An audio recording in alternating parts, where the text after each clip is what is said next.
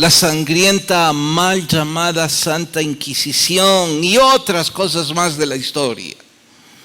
Y lo comparo con el horror que hoy por hoy se está sufriendo en Ucrania, tengo que decir esto. Este mundo no ha evolucionado una sola pizca. Yo no sé de dónde los científicos creen en evolución. La prueba es que estamos involucionando. No deberíamos tener una razón para sentirnos orgullosos con semejante horror que se vive en Europa y que afecta al resto del mundo. Si alguien dice, pastor, pero está exagerando. No, yo no creo que exagero esto al decir, entre otros ejemplos. Imagino, ya leyeron las noticias, que solo Francia e Italia, solo esos dos países, le pagan tantos millones diarios por gas natural a Rusia, que solo ellos pueden mantener a Rusia aunque el resto del mundo les cierre la puerta. Ellos están financiando la guerra bajo la excusa de que necesitan ese gas natural para calentar sus hogares en pleno invierno.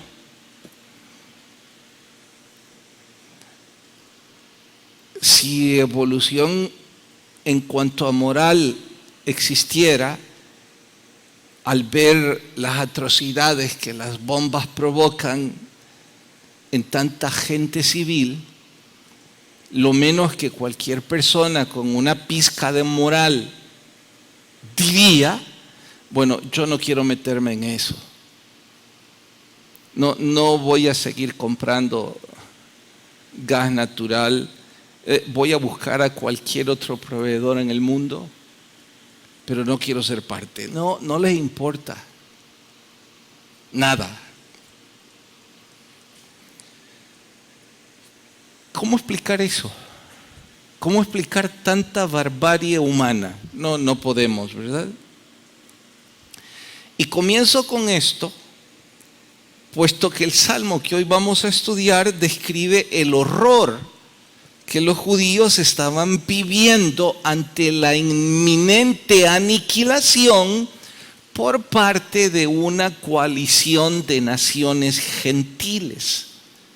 La meta era borrarlos sobre la faz del planeta. Y ya sabemos todos que en la historia Israel se vio amenazada varias veces con ese peligro y se verá una vez más en los últimos tiempos. Por eso no deja de inquietar cada vez que pienso que, wow, qué curiosidad. El presidente ucraniano, un judío, que de paso se está convirtiendo en una especie de héroe en el mundo. Raro, ¿no? En fin.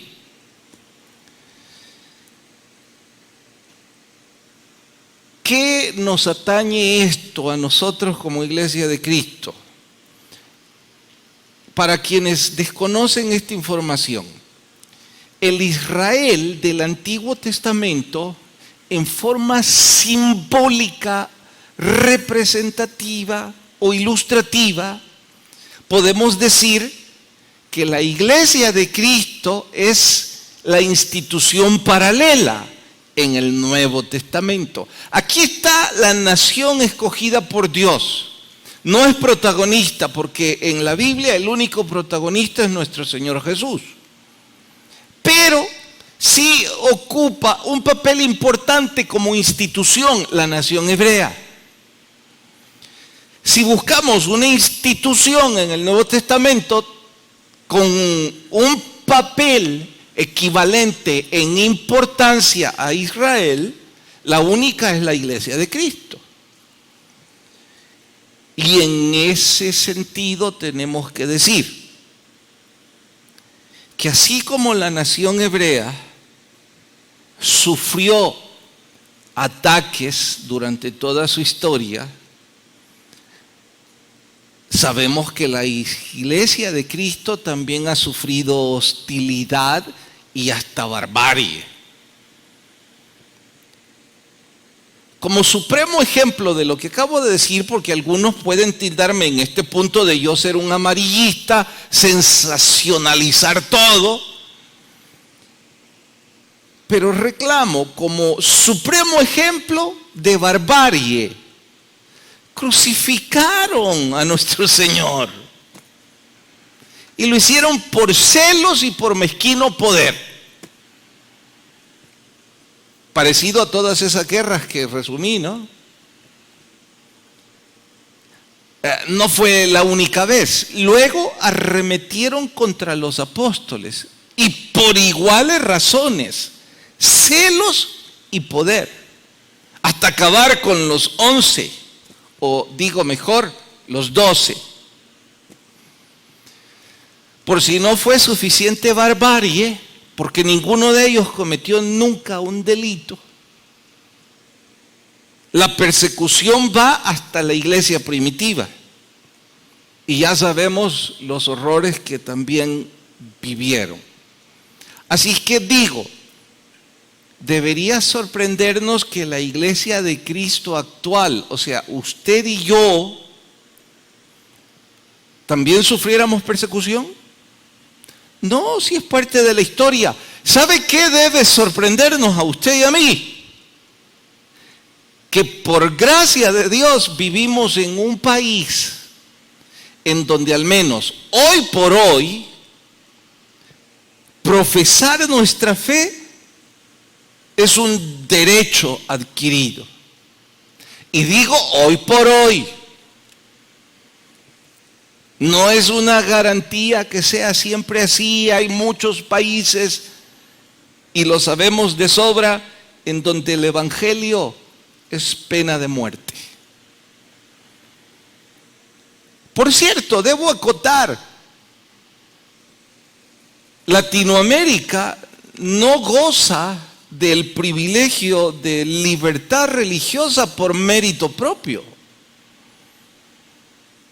Latinoamérica y puntualmente Centroamérica goza de dicho privilegio por mérito de los fundadores de los Estados Unidos.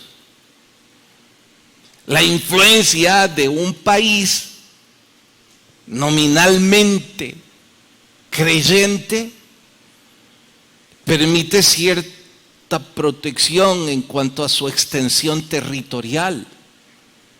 Porque si por méritos propios se tratara, una nación como la nuestra, quién sabe qué estaríamos viviendo.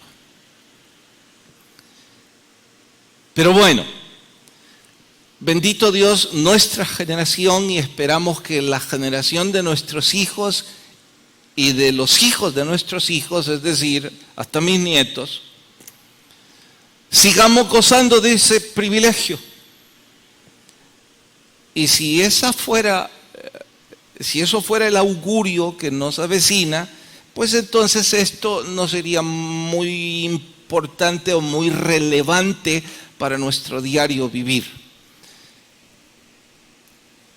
Les animo a no pensar, al menos hoy por hoy, en persecución directa, pero sí les animo a pensar y comparar dicha historia con la oposición que sí enfrentamos. Cuando me refiero a oposición es que difícilmente hoy por hoy vamos a prisión porque se nos acuse de practicar una fe prohibida. Pero sí hay una oposición enorme. ¿De qué hablo?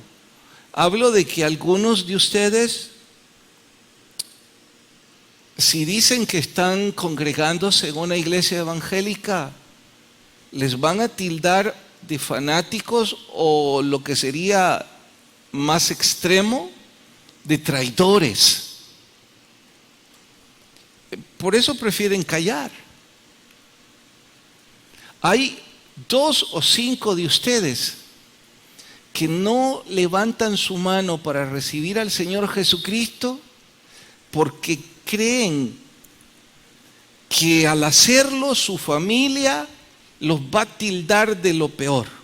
Esa es oposición. Y claro, es trágica oposición. La pregunta es cómo enfrentarnos a esa oposición. De eso habla el Salmo 83.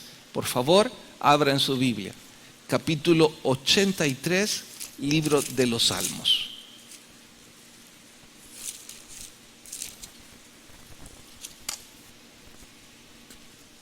¿Lo encontraron? Salmos capítulo 83. ¿Listos? Dice verso 1, oh Dios, no guardes silencio, no calles, oh Dios, ni te estés quieto, porque he aquí que rugen tus enemigos y los que te aborrecen alzan cabeza. Contra tu pueblo han consultado astuta y secretamente y han entrado en consejo contra tus protegidos. Les dije que este poeta describía la coalición de naciones y que él está viviendo en carne propia la inminente aniquilación de su pueblo. Verso 4, han dicho, venid y destruyámoslos para que no sean nación. ¿Cuántas veces han intentado borrar a Israel, no? Y no haya más memoria del nombre de Israel, porque se confabulan de corazón a una. Contra ti han hecho alianzas. Las tiendas de, paren, ¿sabe? Aquí menciona una coalición de 10 naciones contra Israel. Wow, tan importante era, pero leemos hasta ahí. Debo recalcar que este es el último de los salmos escritos por Asaf, y no pasen de largo que Asaf puede ser un personaje o puede ser un título, pero eso ya lo expliqué antes. Que sí existió como tal, pero que obviamente no todos fueron escritos por el mismo personaje, porque varios de estos salmos son en momentos diferentes de la historia. No podía ser el mismo. Entonces, o fue otro Asaf, o el nombre Asaf se convirtió en una especie de título ministerial, que los grandes adoradores, los grandes líderes de alabanza, quizás usaban el nombre Asaf como título. Bueno, este es el último de esos. Y algunos de los historiadores creen que la coalición que describe este poeta es la que aparece en el segundo libro de Crónicas. No lo busquen. Como referencia digo, Josafat se enfrentó a una coalición, pero no era una tan grande. Así que la pregunta de los historiadores es, ¿se trata de un resumen de las naciones que intentaron a través de la historia atacar a Israel? ¿O en realidad hubo 10 naciones en algún momento de la historia que intentaron aniquilar al pueblo judío? No tenemos la respuesta, solo estoy dándoles el marco teórico. Lo que claramente sí sabemos es la importancia del hecho, no histórico, sino del sentimiento. Es que es un poeta que está desgarrando su corazón frente a la aniquilación de su pueblo. Eso es lo que se prescribe en el Salmo. Esa es la escena que se dibuja, y en ese sentido es que nosotros tenemos que estudiarlo. Dicho eso, podemos decir que en ese contexto histórico es donde encontramos las 3 cosas que Asaf dice que debemos hacer ante la oposición.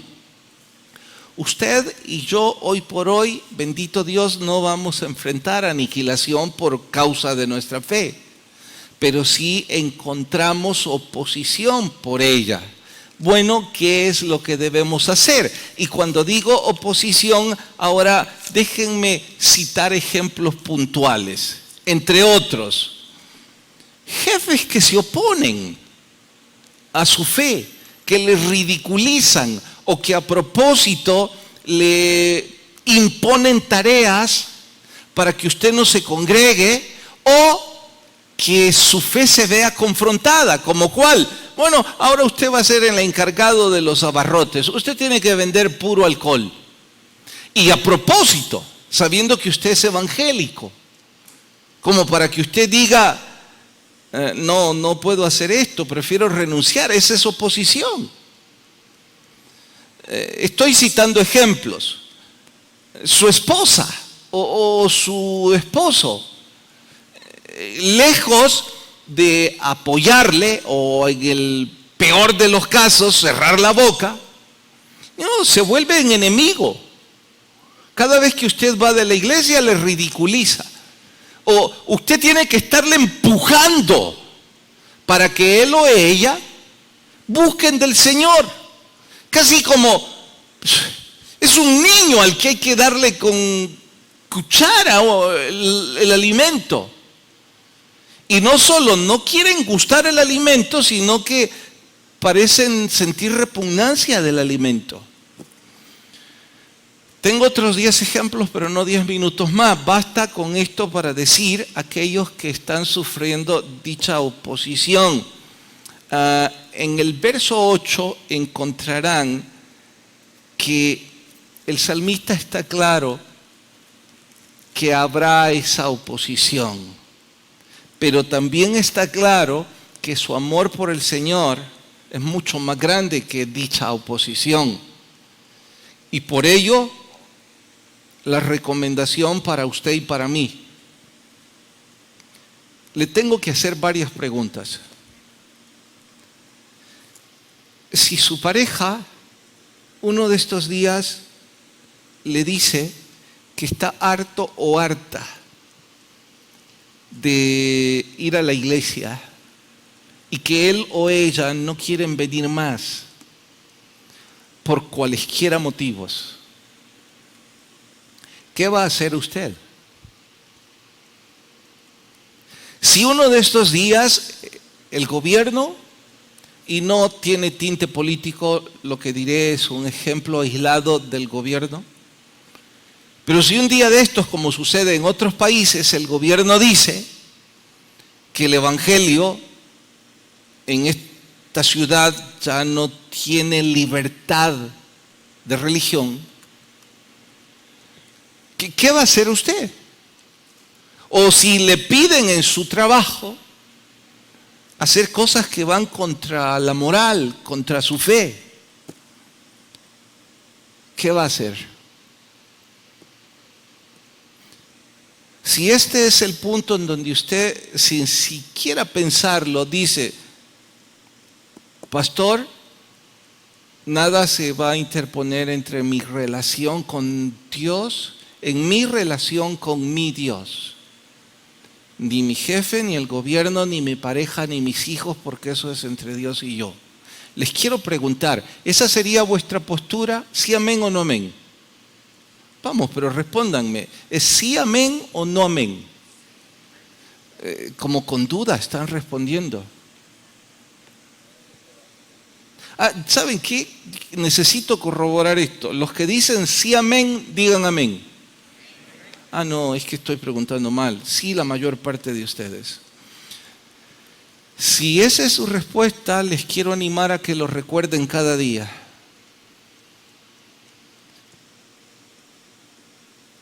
Que su determinación, que su convicción es que nada se va a entrometer en mi relación entre mi Dios y yo. y que si alguien se entromete y me estorba y yo puedo salirme de ese círculo vicioso, lo voy a hacer. ¿Por qué? Porque aquí viene la pregunta: ¿qué es lo más importante para mí?